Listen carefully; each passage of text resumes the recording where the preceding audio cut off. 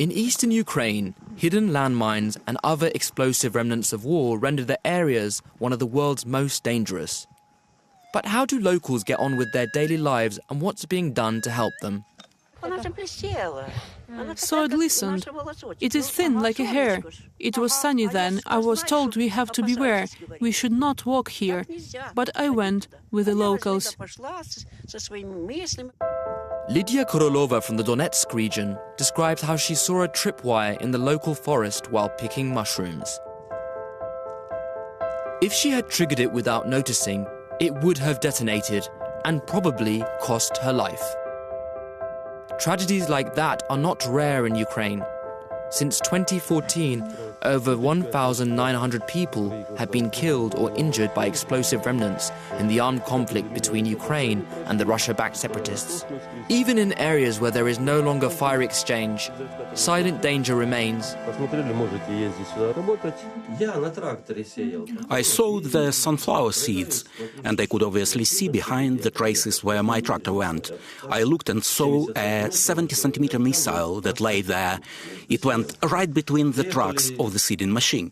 Responders came and took a picture of it. The next day it was taken away. Lydia and other local residents spoke to the Halo Trust about suspicious objects they saw. The Halo Trust is one of the 3 international non-profit organizations that take care of humanitarian mine clearance in eastern Ukraine. This is one of the fields in Donetsk Oblast in water in eastern Ukraine where the mine clearance is happening right now. Let's see all of the stages of it. This is a good spot to see the minefield itself, how it looks. Over there you can see the bunker. It is used for safety of people, of our staff who work at this minefield, and also there is a medical point for those people, deminers and paramedics and the team leader and etc.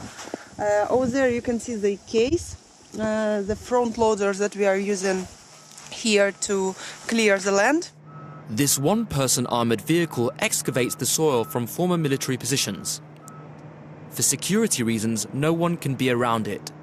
While our 360 camera is recording, we hide in the bunker 100 meters away.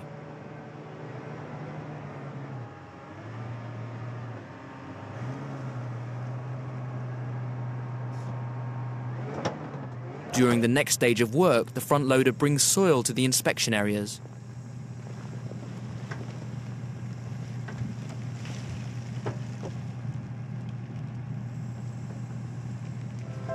It's checked by deminers manually with detectors for the presence of unexploded ordnance or anti-vehicle landmines.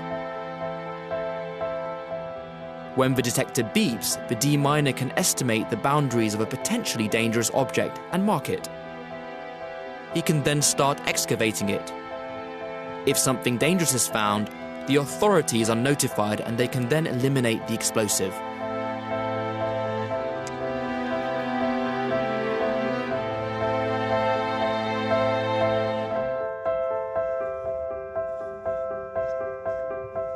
These are unexploded ordnance found at a field in the Luhansk region, eastern Ukraine.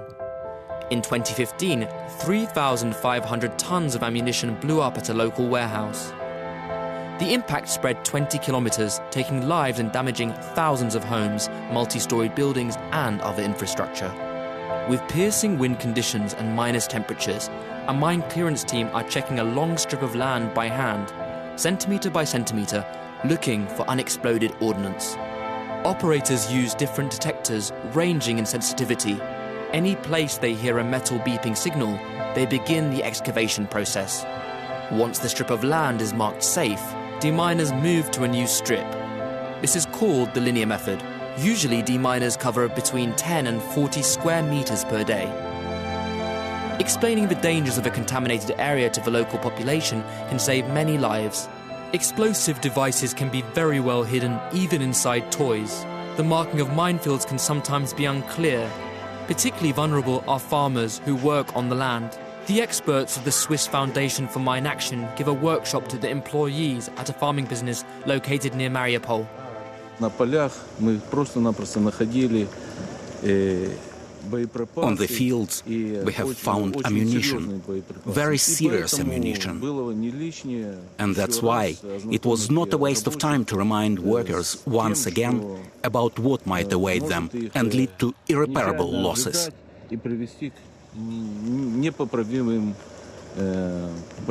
Experts say after the end of the conflict in Ukraine, the country will need at least 15 years to clean out the remnants of war. So far, none of the humanitarian clearance organizations can operate directly on the line of contact or on the territories occupied by the separatists. We've identified about 15 million square metres, 15 square kilometres of suspect area, or suspect mined area, and we've cleared 3 square kilometres. But there is a whole lot more that we haven't seen yet or haven't had a chance to identify because of the security situation, the majority of which will be along the line of contact.